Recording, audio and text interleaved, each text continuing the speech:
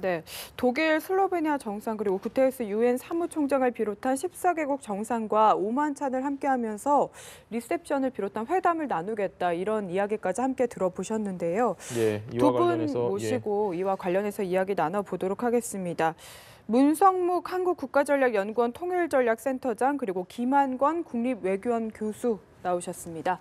어서 오십시오. 네, 안녕하십니까. 예, 센터장님 일단 뭐 반가운 이름도 좀 들리기도 하고요. 그럼요. 정말 생소한 그 대통령의 이름도 이번에 많이 들었는데 네.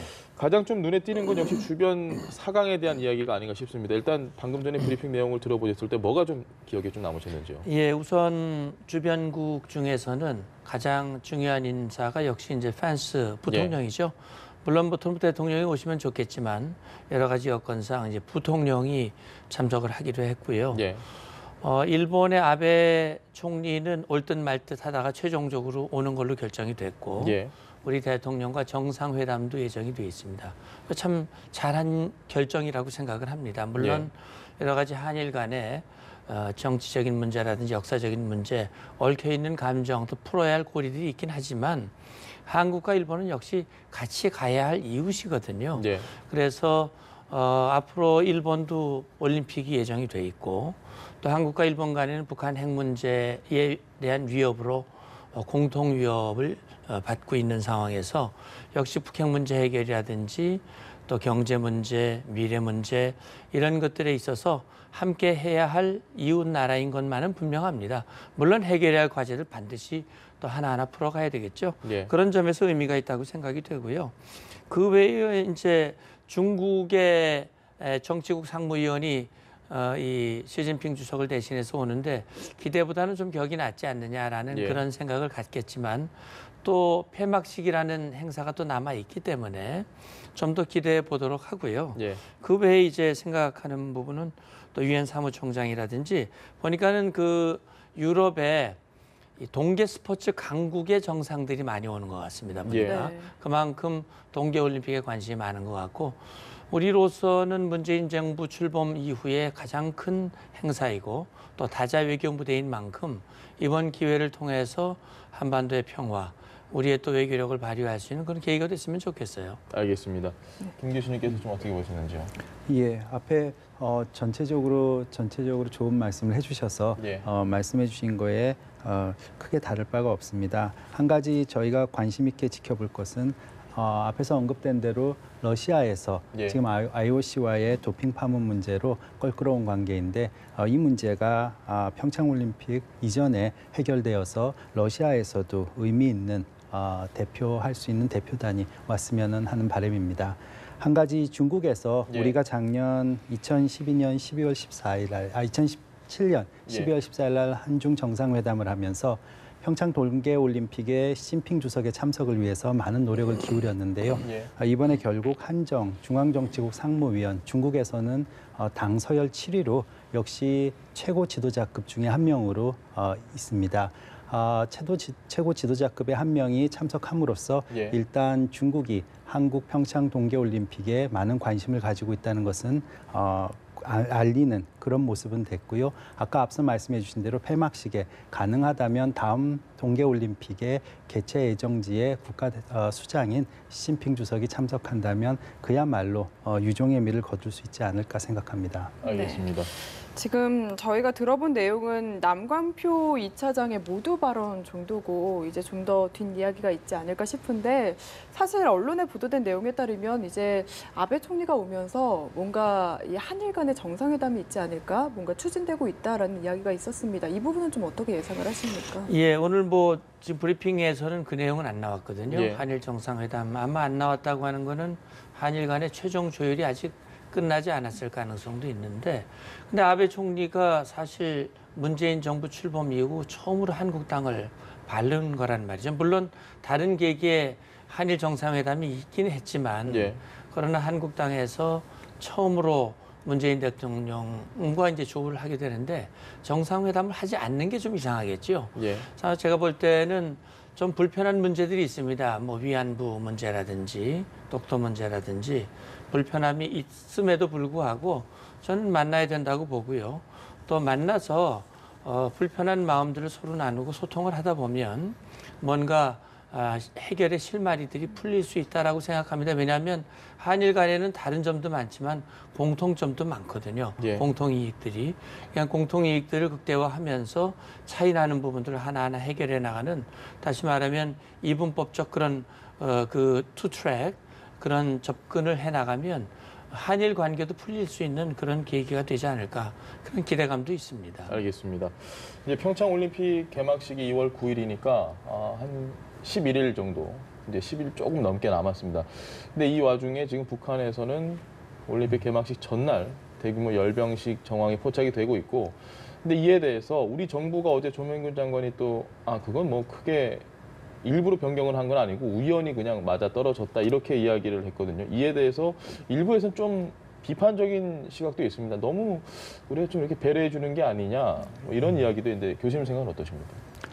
현실적인 정책적 접근이다라고 생각됩니다. 예. 우선 북한의 국내적인 문제이기 때문에 한국이 이에 대응할 수 있는 부분에 한계가 있다라고 생각합니다.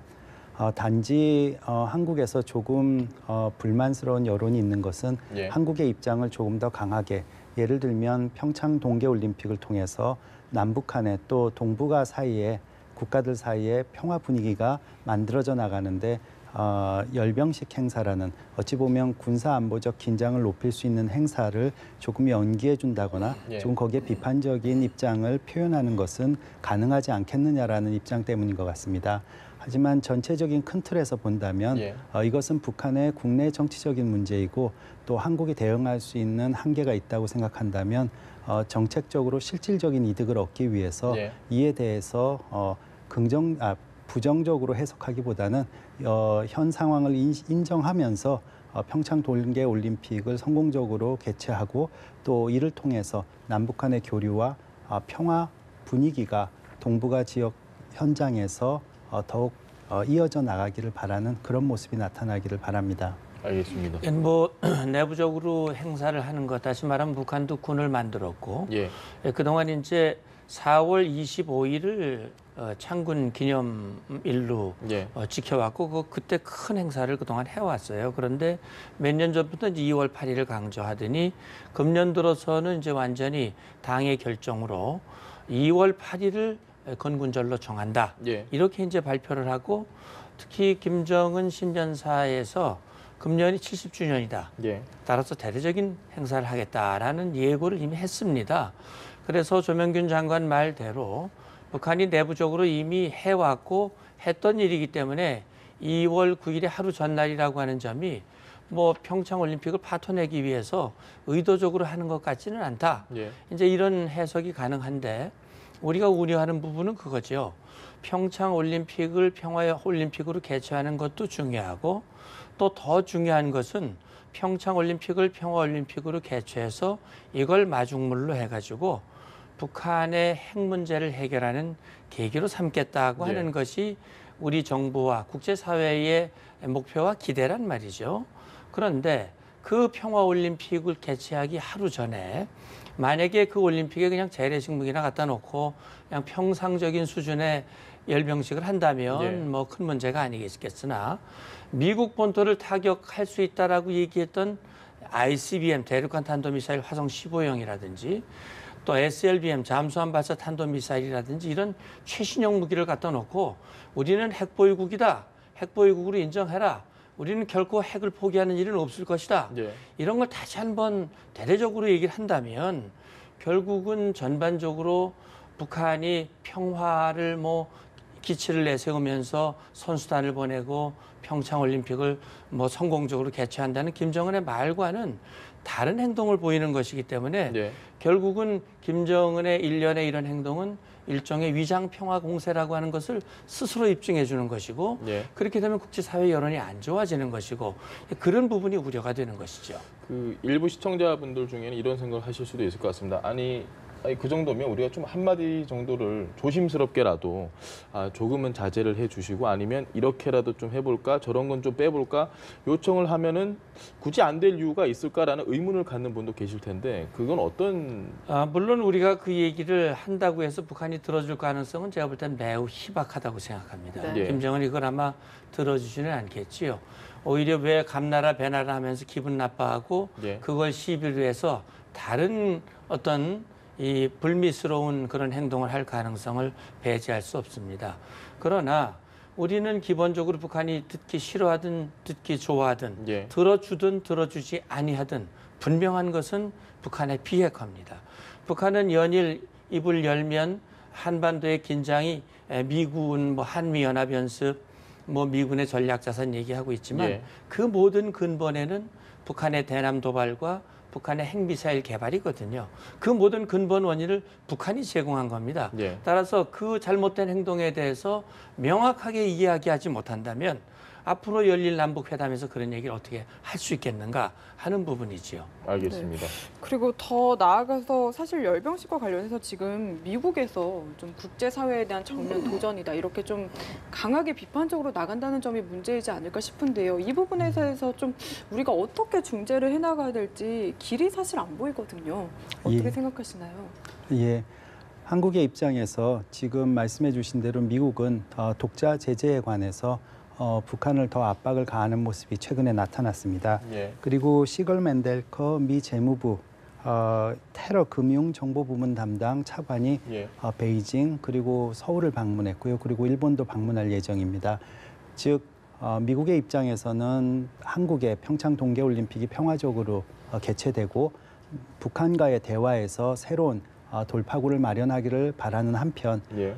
분명하게 북한에 대한 제재와 압박은 유지하고 만약에 북한이 비핵화에 대해 진정한 의지가 없다면 절대 물러서지 않겠다라는 모습을 같이 보이고 있습니다. 특히 앞에 우리 문성목 센터장님께서 말씀해 주신 대로 예. 한국의 입장에서는 한국의 입장을 분명하게 전달해야 되는 그런 모습이 필요하고요. 한 가지 북한에 대해서도 지금 평창 동계올림픽에서 한국은 남북 간의 교류, 북한을 대화의 테이블로 이렇게 이끌어내기 위해서 노력하고 있는 동시에 예. 지금 아베 총리와 마이크 펜스 미 부통령이 한국을 평창 올림픽 때 방문해서 한국 사회와 한국 정부에 대해서 요청할 것은 자칫하면 북한에 대한 제재와 압박을 더욱 강화하고 이에 대해서 한국이 독자적으로 그 북한의 대화만 강조하지 않아야 된다는 점을 강조할지도 모르겠습니다. 이를 보면 북한에 대해서도 예. 자신들의 대외 전략에서 커다란 손실이 날 수 있다는 점을 분명히 알리고 이번 평창 동계올림픽에 북한도 대화의 돌파구를 마련할 수 있는 것이 북한에게도 전략적 이익이다라는 것, 우리의 의지를 또 우리의 뜻을 분명히 전달하는 그런 모습이 필요할 것 같습니다. 알겠습니다. 그렇지 않아도 이 펜스 부통령, 아베 총리까지 다 오면 북한에서 누군가 이제 와서 좀 대화의 이 선봉에 서야 되는데 고위급 회담, 이 고위급 대표단 누가 올지가 아직도 정해지지 않고 있습니다. 왜 이렇게 늦어지는 건가요? 그래서 이제 북한 내부적으로 정해지지 않았을 가능성도 있고 이미 네. 정해졌지만 발표 시기를 저울질하고 있을 가능성도 있습니다. 북한으로서는 이번 평창 동계올림픽을 계기로 해서 김정은의 평화 이미지를 제고하고 예.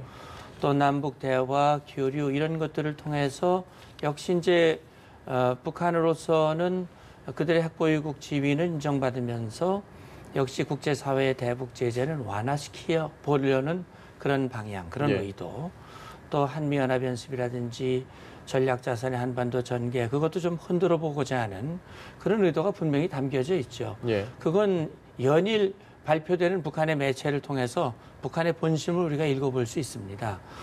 역시 이제 그렇다면 북한에 누가 올 것인가, 예. 또 누가 와서 역시 아베 총리나 또는 미국의 펜스 부통령과의 대화 자리를 마련할 수 있을 것인가 하는 것이 우리의 관심이죠. 예. 우리의 바람은 북한이 입장을 바꾸어서 핵 문제를 놓고 미국과 공식적으로 대화하는 그런 출발점이 되기를 바라는 마음이지만 지금 상황만으로 봐서는 그건 상당히 기대하기 어려운 그런 부분이 아닐까라는 생각이 드는데 뭐 역시 북한도 지금 내부적으로 굉장히 어려운 걸로 알고 있습니다. 예. 제재의 압박이 높아지고 있고 그것이 북한 내부에 현실적으로 어려움으로 나타나고 있기 때문에 김정은도 이제 어렵지만 그 결단을 하지 않을 수 없는 그런 시기가 다가오고 있거든요. 그런 점에서 보면 우리 정부가 중재를 하고 국제사회가 손을 내밀 때 뿌리치지 말아야 됩니다. 그런 차원에서 보면 이제 최룡해라든지 예. 북한의 김정은의 입장을 대변할 수 있는 인물이 와서 미국과 핵 문제를 놓고 허심탄회한 그런 대화의 출발점이 됐으면 좋겠다는 그런 바람입니다. 알겠습니다. 네. 미국과 북한과의 대화가 좀 지금으로서는 어려워 보인다고 하셨는데 만약에 북한에서 고위급 인사가 온다고 해도 좀 북미 간의 대화가 올림픽 기간에 좀 성사될 수 있을지 이 부분 어떻게 예상하시는지 좀 들어볼까요? 예. 아마도 전초전적인 만남이 가능할 수는 있을 것 같습니다. 예. 그렇지만 지금 미국과 북한의 입장이 분명하게 차이를 드러내고 있기 때문에 이번 동계올림픽을 통해서의 만남이 성사되더라도 예. 거기에서 어떤 의미 있는 결과를 빠르게 만들어내기는 어려울 것 같습니다. 한국의 입장에서는 지금 한국이 이런 대화의 촉진자 역할을 함으로써 예. 그 남북 간의 교류도 이루어내고 또 북한과 미국과의 대화도 중재하는 역할을 하면서 현실적으로 한국의 외교 안보적 역할과 의미를 더해 나가는 그런 모습이 필요할 것 같습니다. 알겠습니다. 우리 측 선발대가 지난주에 북한을 2박 3일 일정으로 다녀왔습니다. 그래서 합동 공연 그리고 합동 훈련, 공동 훈련. 이제 이때 이 부분이 아직까지 정확하게 결정이 난 것 같지 않습니다. 일정 같은 게 이제 곧 일정이 나오겠죠. 어떻게 보십니까? 그러겠죠. 이제 1월 9일 남북 고위급 회담이 있었고 그 예. 후에 두 번의 회담이 있었습니다. 각각 공동 보도문이 나왔고 그 합의에 따라서 예술단 파견을 위한 사전 점검단이 왔었죠. 예. 그리고 우리 측 방북단이 갔고 북측 방남 다시 말하면 체육 관계자들이 와서 이제 전반적으로 사전 점검 절차는 모두 끝났습니다. 예. 그 점검 결과에 따라서 각각 이제 합의한 그런 행사들이 있죠. 우선 당면하게는 우리 선수단과 우리 이 음악 예술단이 예. 방북을 해서 마식령에서 합동 연습, 그다음에 남북 합동 공연 그런 것들이 있죠. 아마 지금 정확한 일정은 합의가 되지 않았지만 어차피 모든 것들이 다 2월 9일 평창올림픽 이전에 예. 진행돼야 할 그런 일들이 많기 때문에 제가 생각할 때는 아마 빠르면 이달 말 내달 2월 초간에 이제 우리 합동 연습이 있을 가능성이 있고 예. 대략 한 4, 5일 경에는 남북 예술단들이 금강산에서 예. 합동 공연 행사를 아마 할 가능성이 있다고 봅니다. 그때는 남과 북이 각각 300명씩 가서 관람객으로서 객석을 채운다는 그런 내용들이 보도가 된 바가 있지요. 네. 그래서 어쨌든 어렵게 이루어지는 이런 남북 교류의 계기가 그냥 일회성 이벤트가 아니라 예. 정말 평창올림픽의 평화, 이후의 평화로 이어지는 끈이 되도록 해야 할 과제가 우리 정부에게 있는 거지요. 알겠습니다. 네, 오늘 두 분 이야기 여기까지 들어보도록 하겠습니다. 지금까지 문성묵 한국국가전략연구원 통일전략센터장, 김한권 국립외교원 교수 두 분과 함께 자세한 이야기 들어봤습니다. 오늘 두 분 말씀 잘 들었습니다. 고맙습니다. 감사합니다.